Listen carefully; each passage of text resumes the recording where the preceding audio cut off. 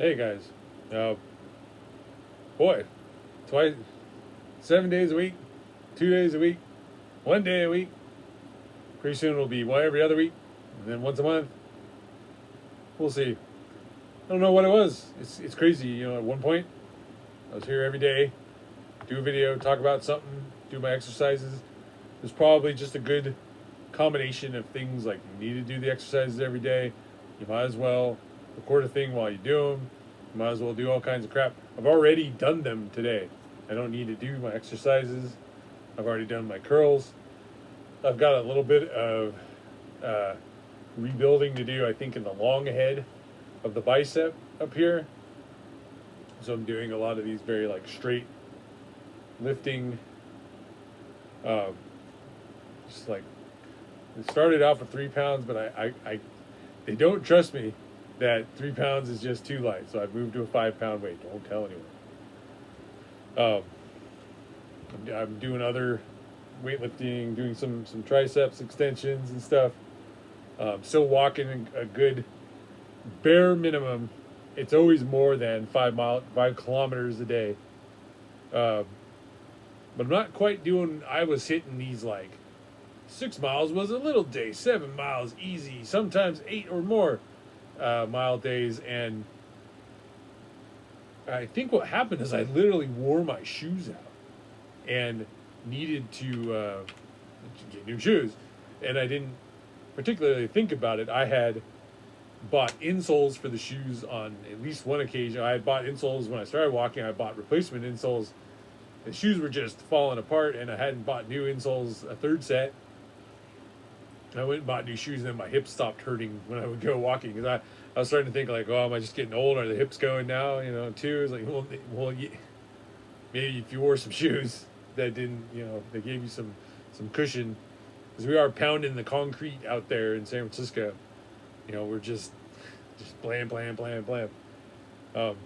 Done well. I've taken all the weight off that I put on from the surgery, from sitting around the house. That's great. I'd love to lose another 25 pounds on top of that. That'd be great. I'd be at my target weight. I'm working on it, but it's just we're probably a good 2 years into the weight loss thing now, and well over 100 pounds, much more than that total combined weight as the weights go up and down from little events like the being stuck, bedridden and eating, and just eating for mental relief, like, oh, I just give me a bag of Doritos, just give me a bag of M&Ms, fuck it, let's order a pizza, like my arm hurts and it's in a cast, and like I want what I want, and that was brutal. That put on an easy 20 something pounds, and I've taken that off since. And then now I'm in this weird spot where it's like everything's coming together. Like I've gone in and they've said 87% recovery, full recovery on range of motion. The wound is really coming along. They've been doing their Graston equivalents to it to bust up all the scar tissue and make it very pliable and look nice again. They still got that really big knot at the bottom there. It's just the only thing you can really see in the video probably is the knot, and maybe the up of it here. Some of it where it encounters like my freckles, you can barely see the damn thing anymore, which is crazy.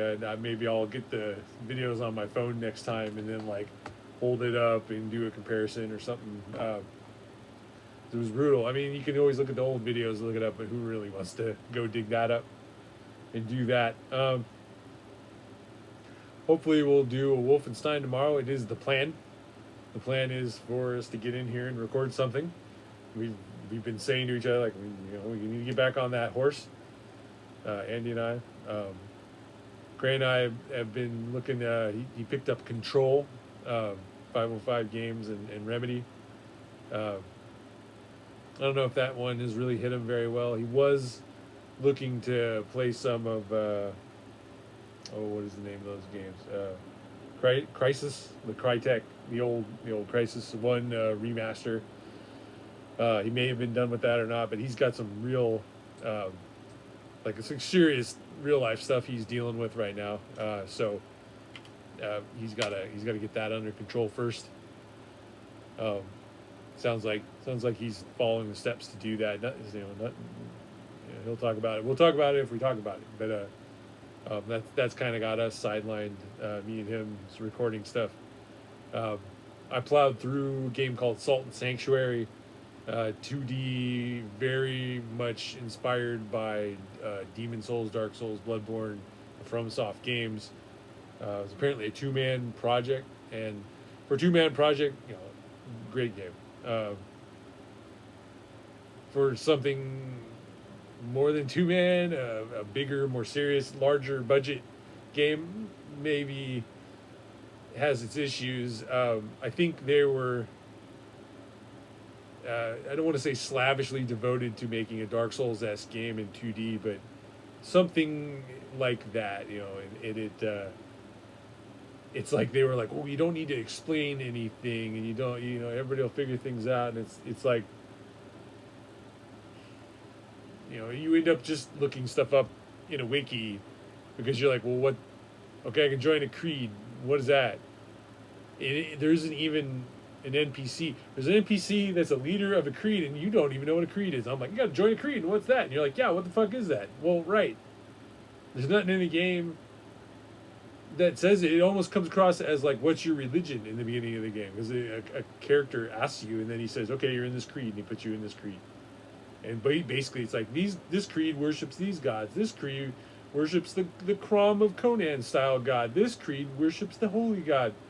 And then there's more creeds than that. So he only asks you three of them, and then pigeonholes you in one, and then you get anyway. They're basically the long and short of it is like whatever creed you are, you can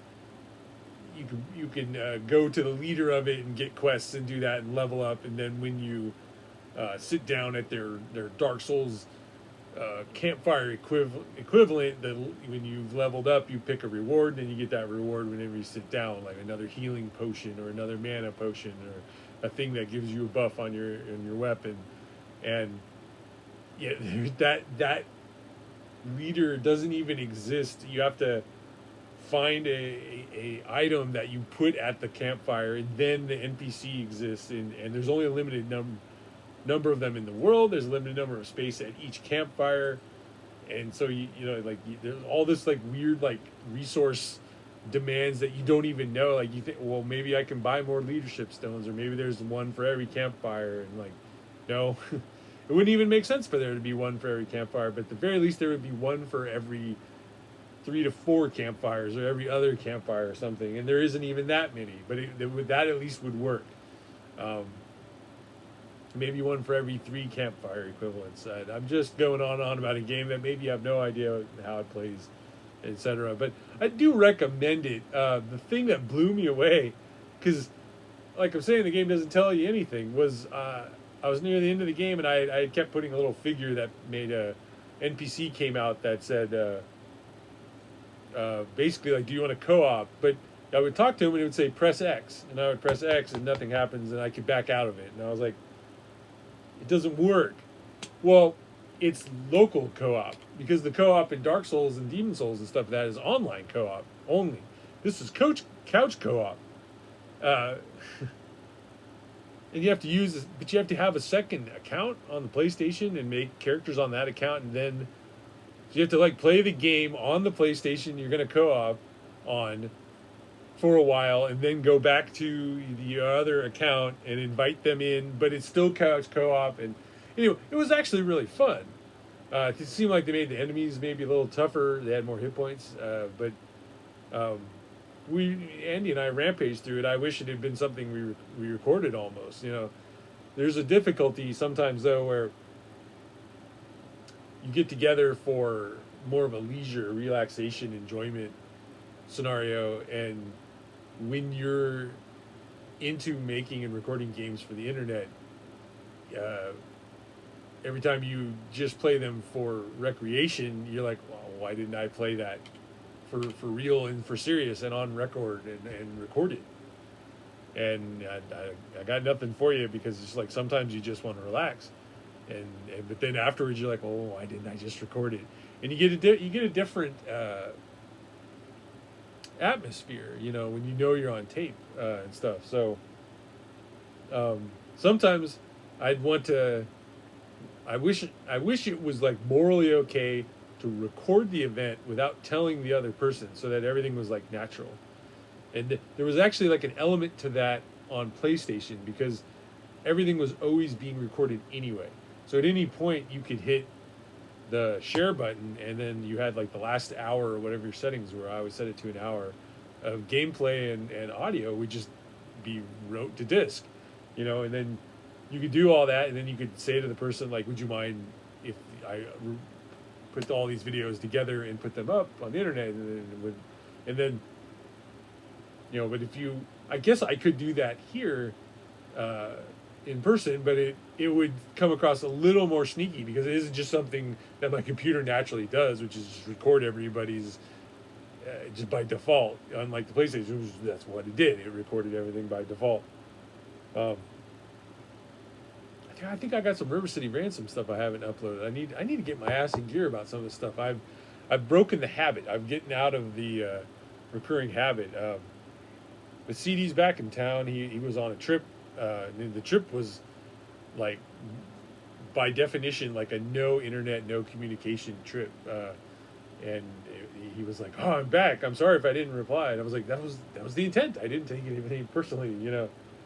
So we're talking about doing some stuff coming up. I really would like to. I've experimented. I had Ed and Cray and myself, and we put up a video that I streamed to Cray on Discord, and I had a air mic, and we recorded everything like that. So we had like an internet viewing with commentary of a longer film, and that worked really well. And I'd like to do that kind of thing. I don't know, I can't necessarily record us watching like Loki, the new TV show on Disney Plus, and then just like up that, because it would basically have the footage of Loki with us talking over it, and I'm sure they would be like, "That's bullshit," that's already well established in Mystery Science Theater and riff tracks as like a thing you can't get away with, even though I feel like it's pretty transformative.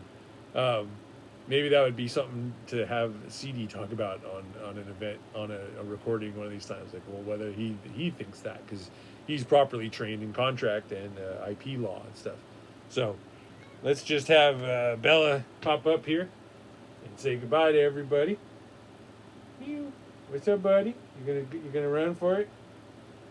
Hey, everyone. All right. Well, yep. There you go. Oh, he wants me to move all the stuff out of the way so he can be comfy. Here you go. All right, guy. Whop, tail in the face. All right, guys.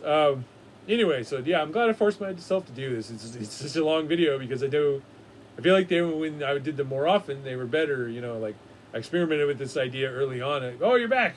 All right, I got to take care of this guy. But I experimented with this idea early on with the Adventures of Lolo videos. If you see those earlier in my things, in my like very early stuff, it was like the Hermit catch-ups or something like that. I forget even what they were called. But I got to get out of here. This guy's all in the way. All right, everybody. Thanks for watching. Like, subscribe, thumbs up. Oh, God.